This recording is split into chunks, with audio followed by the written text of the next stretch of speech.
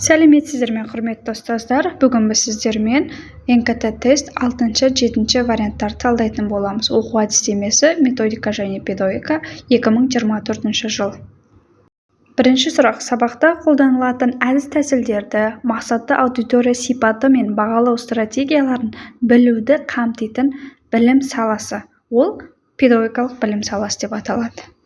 Екінші сұрақ: бұл топтағы әдістердің сезімдерді, көңіл-күй эмоциясын қалыптастыруда маңызы зор. Дұрыс жауап: жеке тұлғаның санасын қалыптастыру әдістері. Үшінші сұрақ: оқудағы зертханалық эксперименттер нәтижесінде түрткі реакция моделі әзірленген тәсіл. Дұрыс жауап: бихевиористикалық тәсіл деп аталады. Төртінші сұрақ: ұжымдық өзара білім алмасуға жағдай туғызатын және қолдаушы болып табылатын оқыту түрі. Диалогтық оқыту деп аталады. Дұрыс жауап.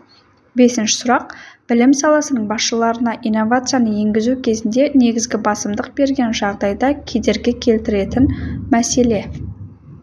Нені енгізу қажет деген мәселе дұрыс жауап болып табылады.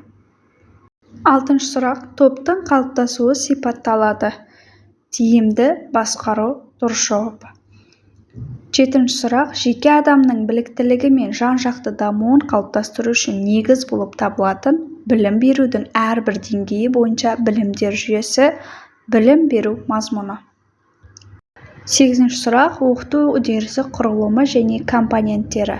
Олар үш компоненттен тұрады: оқыту әдістері, оқыту құралдары және оқыту нәтижелері. Бұл сұрақ жыл сайын оқу әдістемесі, педагогика және методикадан ылғи келетін сұрақ. Жаттап алыңыздар. Тоғызыншы сұрақ: оқытудың нәтижелі өтуіне негіз болатын түпнұсқа мақсатты жүзеге асыру.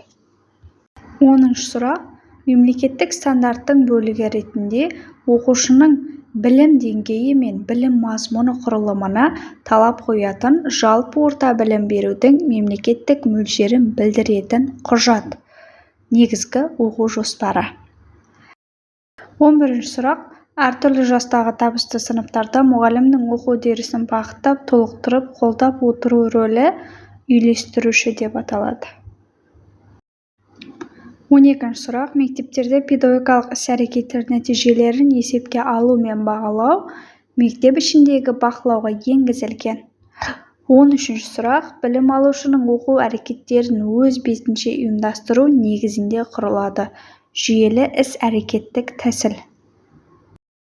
14-ші сұрақ: педагогикалық үдеріске қатысушылардың білімді меңгеруге бағытталған бірлескен ұйымдастырудың тәсілдер жүйесі, оқыту әдістері деп аталады.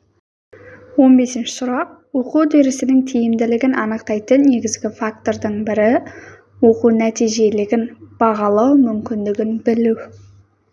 16-ші сұрақ: тәрбиеге жетекші еңбегінің авторы Жүсіпбек Аймауытов. 17-ші сұрақ: ойдың маңызды оқу материалдарына тоқталуы, оларды ойды сақтау керек жерде қолдана білу, ол ой тұрақтылығы деп аталады. 18-ші сұрақ: оқу үдерісінің тиімділігін анықтайтын негізгі фактордың бірі балалардың қалай оқитынын мұғалімнің түсінуі. 19. Оқу үдерісінің тиімділігін анықтайтын негізгі фактордың бірі балалардың нені оқу керектігін түсіну. 18 және 19 сұрақтар бірдей, бірақ дұрыс жауабы екеу. Екі сұрақ болып, екі дұрыс жауаппен берілген. 20 сұрақ: көрнекілік принципінің ғылыми заңдылығы. Сезім мүшелері сыртқа тітіркендіргіштерді түрліше қабылдауы. 21 сұрақ: еліміздегі білім саясатын жүзеге асыруда қамтамасыз ететін стратегиялық маңызды құжат оқу бағдарламасы деп аталады. 22 сұрақ: материалдық заттар жасауға, оларды сақтауға, көбейтуге бағытталған іс-әрекет, панорамалық сабақ. 23 сұрақ: оқулықтағы материал баланың рухани өміріне, ақыл-ойына, шығармашылығына әсер етеді. Дұрыс жауап: дамыту, тәрбие беру қызметі. 24 сұрақ: оқушылардың оқу материалын тек жаттап қана қоймай, олардың мән мағынасын терең түсінуін қамтамасыз ету шартын талап ететін принцип. саналылық және белсенділік. 25-ші сұрақ. Оқыту мазмұнындағы тәсіліндегі жүйені бұзбау принципі бірізділік және жүйелік принципі деп аталады. Өзі сұрақта айтып тұрғандай, жауабы да сол сұрақтың ішінен табасыздар. 26-ші сұрақ. Оқушылардың таным белсенділігі деңгейіне қарай топтастырылған әдістер түсіндірмелі, иллюстративтік, репродуктивтік, мәселелік, эвристикалық. 27-ші сұрақ. Сабақтағы тілдік тәжірибенің бір түрі ауызша сұрау. 28-ші сұрақ. Сократ әдісі деп атайтын әдіс әңгімелесу әдісі. 29-ші сұрақ. Дидактикалық мақсатқа жету үшін қолданылатын әдістерді топтастырған педагогтар. Данилов және Есепов. 30-ші сұрақ. Жеке жұмысты ұйымдастырудың нәтижелі түрі. Панорамалық сабақ.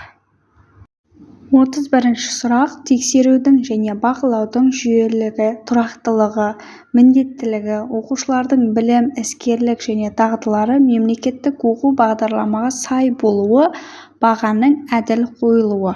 Дұрыс жауап: білімді тексеруге қойылатын талаптар. 32-ші сұрақ. Оқу-тәрбие процесінің барысы және нәтижелері туралы ақпарат алу тәсілдері диагностика деп аталады. 33-ші сұрақ. Оқушының сабаққа үлгермеуінің себебі: білімнің жүйесіздігі, жауапкершіліктің төмендігі. 34-ші сұрақ. Сабақтың дидактикалық талабы. Дұрыс жауабы: оқыту принциптерін қолдану. 35-ші сұрақ. Оқушылар баяндама тақырыптарын өздері таңдап, шағын зерттеу жұмыстарын жүргізіп, нәтижелері бойынша сөз сөйлеуге әзірленеді. Дұрыс жауап: конференциялары. 36-ші сұрақ. Блум таксономиясының пән бойынша білімдерді және ережелерді түрлі нұсқада пайдалану, қолдану қадамына сәйкес. 37-ші сұрақ. Қоғамға әлеуметтік сапасы жоғары балалар ұжымымен қатар жеке тұлғаны қалыптастыруға мүмкіндіктер жасайды. Дұрыс жауап: педагогикалық ұжым. 38-ші сұрақ. Жеке тұлғаны қалыптастыру үдерісі тәрбие деп аталады. 39. Тәрбие мазмұнының ұйымдастырылу бағыттарын анықтайтын басшылыққа алынған идеялардың жиынтығы тәрбие үдерісі деп аталады. 40-ші сұрақ. Әртүрлі жастағы табысты сыныптарда мұғалімнің оқу үдерісін бағыттап, толықтырып, қолдап отыру рөлі үйлестіруші.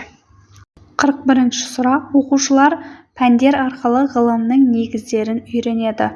Оқытудың ғылымилық принципі. 42-ші сұрақ. Оқушылардың білім алудағы мақсатқа күткен нәтижелерге жету жолдары оқыту әдістері деп аталады.